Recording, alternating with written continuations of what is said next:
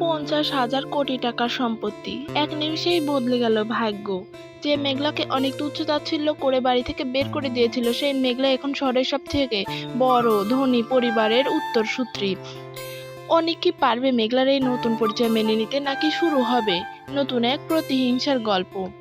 স্বাগতম সবাইকে আমাদের আজকের ভিডিওতে আমরা কথা বলবো আপনাদের সবার প্রিয় নাটক গরিব ঘরের রাজপুত্রের 12তম পর্বের কিছু চমকপ্রদ ঘটনা এবং আগামী 13তম পর্বে কি কি ঘটতে চলেছে তা নিয়ে। ভিডিওটি শুরু করার আগে ছোট্ট একটু অনুরোধ, আপনি যদি আমাদের চ্যানেলে নতুন হয়ে থাকেন তবে এখনই চ্যানেলটি সাবস্ক্রাইব করে বেল আইকনটি অন করে দিন, আর ভিডিওটি ভালো লাগলে অবশ্যই লাইক করে দিবেন।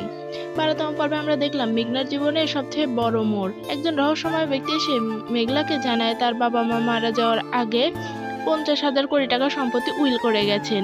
মেঘলার হাতে তুলে দেওয়া হয় একটি ভিআইপি গোল্ডেন কার্ড, যার ব্যালেন্স শুনলে যে কারোর মাথা ঘুরে যাবে।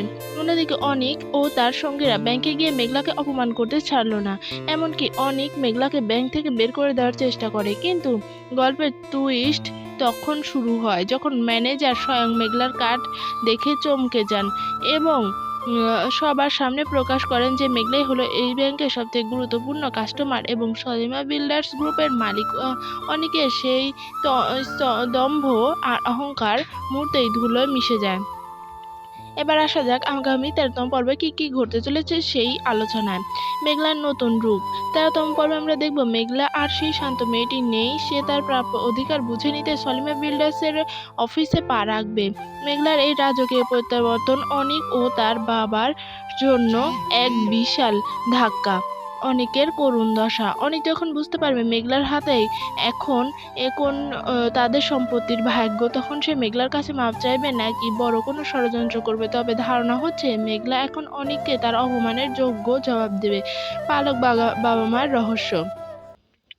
মেঘলার পালক মা বাবা কি মেঘলাকে ছেড়ে দেবে, নাকি মেঘলার বিশাল সম্পত্তির লোভে তারা নতুন কোনো নাটক সাজাবে?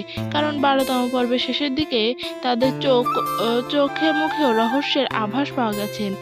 অফিসের নিয়ন্ত্রণ। মেঘলা যখন সলিমা বিল্ডার্সের দায়িত্ব নেবে তখন অনেকের সব ক্ষমতা কেড়ে নেওয়া হবে। মেঘলা কি পারবে তার বাবার স্বপ্ন পূরণ করতে?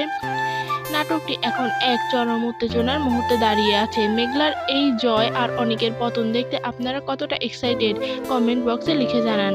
সবথেকে গুরুত্বপূর্ণ তথ্যটি হলো গরিব ঘরের রাজপুত্র 13তম পর্ব আগামী 4 তারিখ শনিবার দুপুর 12টায় শুধুমাত্র কারোহিম ইউটিউব চ্যানেলে আপলোড করা হবে। তাই এখনই সময় সেট করে রাখুন যাতে পর্বটি মিস না হয়ে যায়। ভিডিওটি ভালো লাগলে বন্ধুদের সাথে শেয়ার করুন। আজকের মতো এখানেই বিদায় নিচ্ছি। দেখা হবে নতুন কোনো ভিডিওতে।